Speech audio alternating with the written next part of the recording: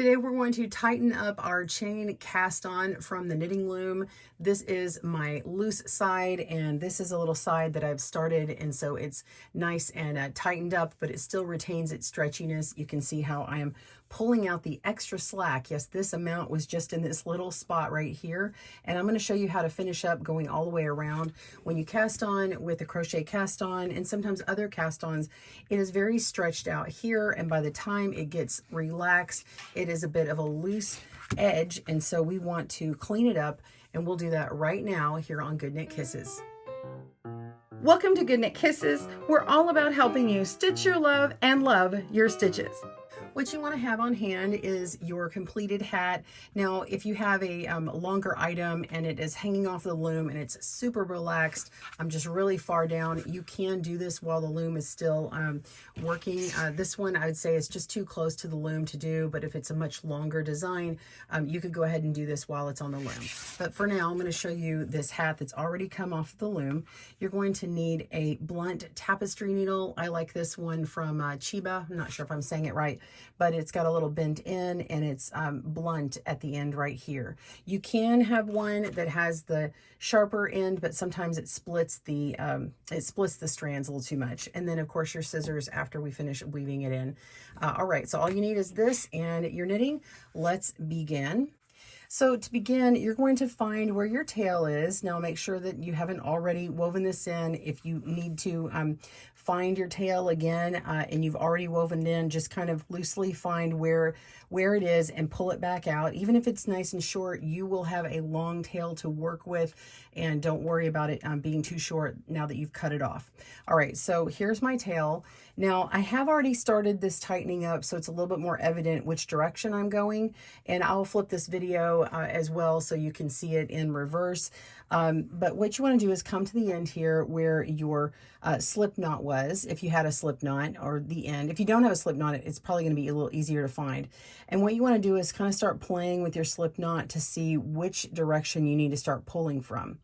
Okay, so I just kind of put my needle into the middle of my little knot here, and I just start kind of playing with it and finding a whole strand and see where I need to start pulling from. If I pull it to tighten, I can see that when I pull this, it pulls this little part here, so I can kind of put my needle in and pull it this way, and then find the other part that makes it pull, and it's this one.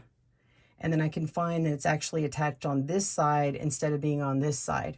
When I find out the yarn is coming from this direction, then I'm going to go to the opposite side and find the first strand and kind of avoid this tail area and start finding where I need to pull my stitches.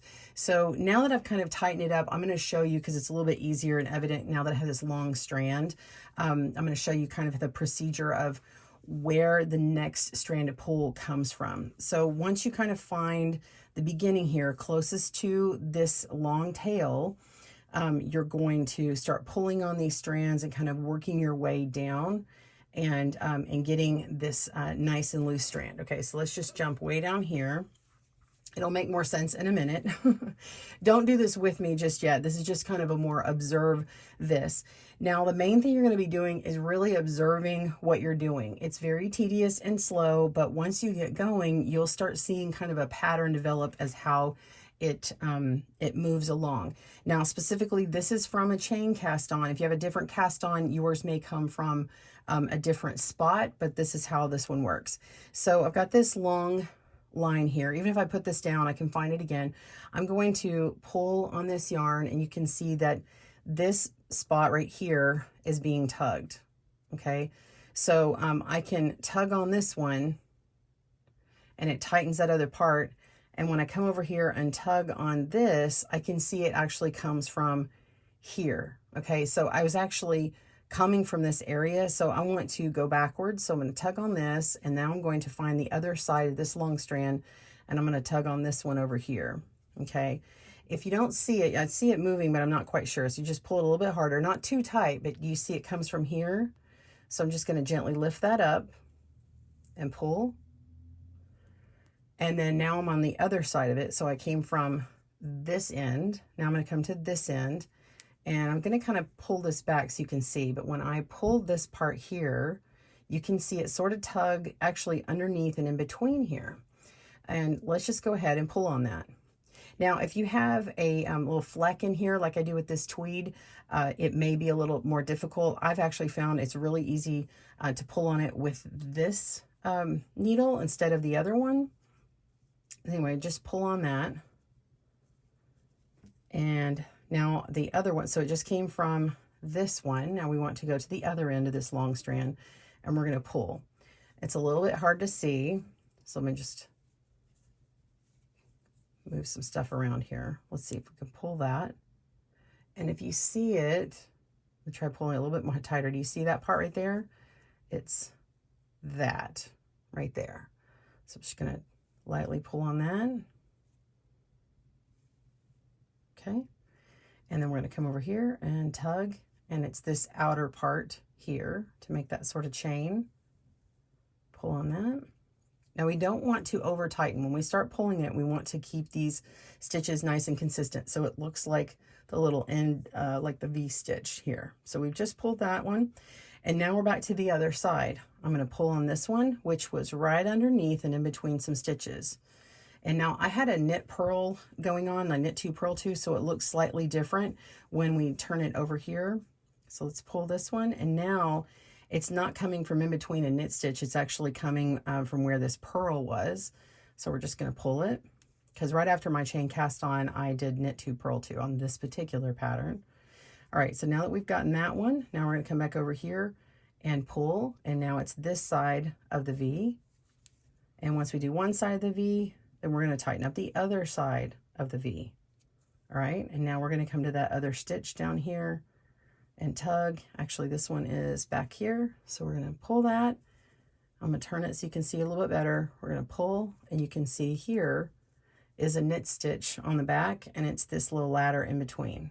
So we're going to take that and pull it. Notice if your needle is too sharp, it might split in between, or even with the blunt one, just make sure you're getting all of the strands before you start pulling, because if you pull half of one of these strands and split it, you'll have a little mess up, and that won't be good. So pull on that. Sometimes I just use my fingers to pull that out.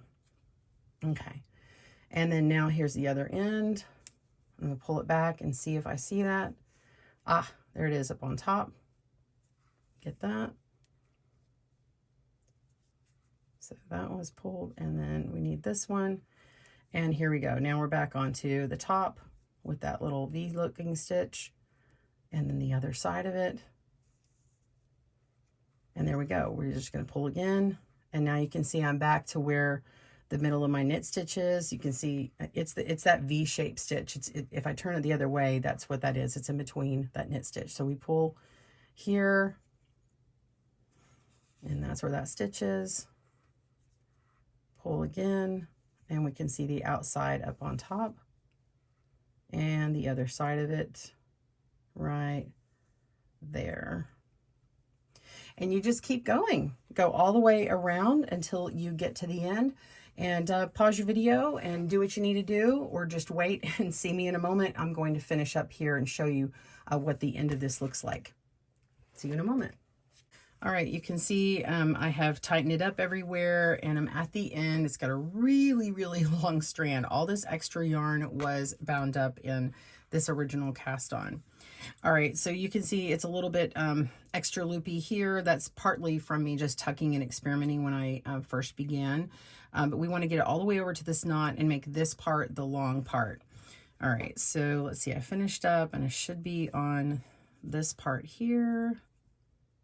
Let's pull that through.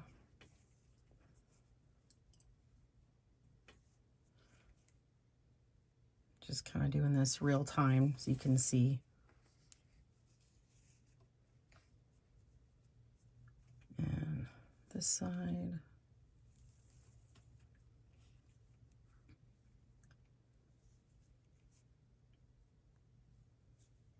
Let's see if we can.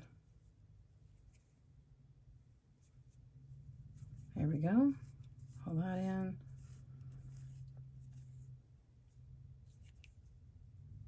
Get this one and around. Getting close to that knot. Okay. this part here. This is where it gets a little like extra fiddly. So you really have to play with it. I try not to tug too tight because it'll tighten up my knot. Just gonna tug on this to see if I can find where it's coming from. There it is. It's hiding underneath here. So we're gonna pull that. Okay, pulling from this side of it. I'm gonna go to this side and tug on that. Ah, there it is. Do you see it? Right here. Pull that through. And now we're going to tug on this one, which is in the knot. It's this part. And so when I get here, I kind of have to mess with the knot a little bit and kind of hold it with my other finger. Make sure you have a well-lit space for this. Okay. And then the other end of this, I've been pulling this in, so now I want to pull this end here. And that's this one.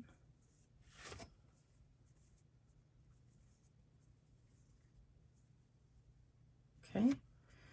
And now this one should be that knot that goes around.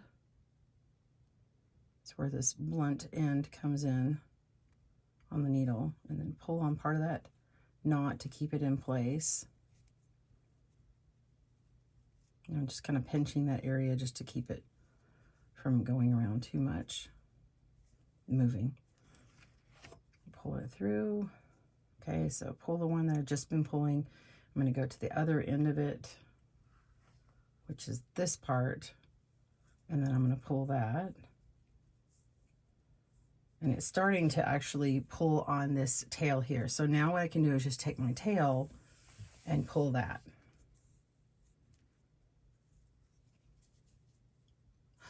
Ta-da! So now look how long my tail is.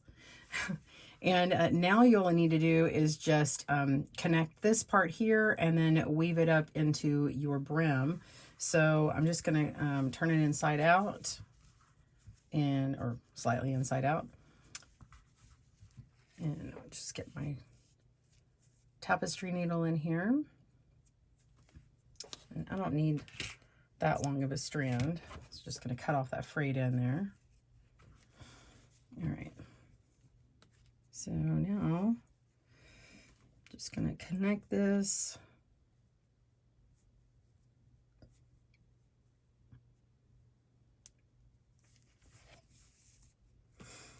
Okay, and then I'll just go right up the back side of one of these. It's actually a purl on this side, but it's this column of knit stitches on the inside. So you're just going to go around the outside and just kind of go up the side of this knit column. So just go around the outside of that V-stitch and then inside. So around the outside to the inside, around the outside to the inside, and we're talking the inside of this knit column here.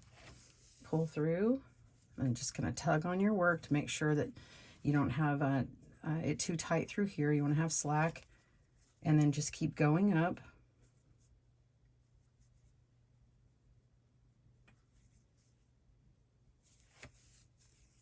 Same thing. And then you can just work right into your stitches up here and follow it in pattern for duplicate stitch.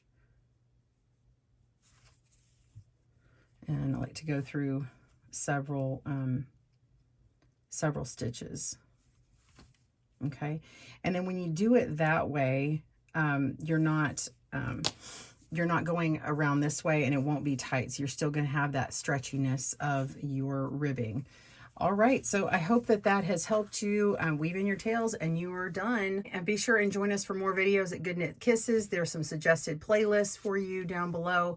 And if you want to hear about this hat, we will update the link when this pattern comes out for our Houndstooth hats. Have a great day and happy knitting. Thanks for joining us today, where we help you stitch your love and love your stitches. See you again soon.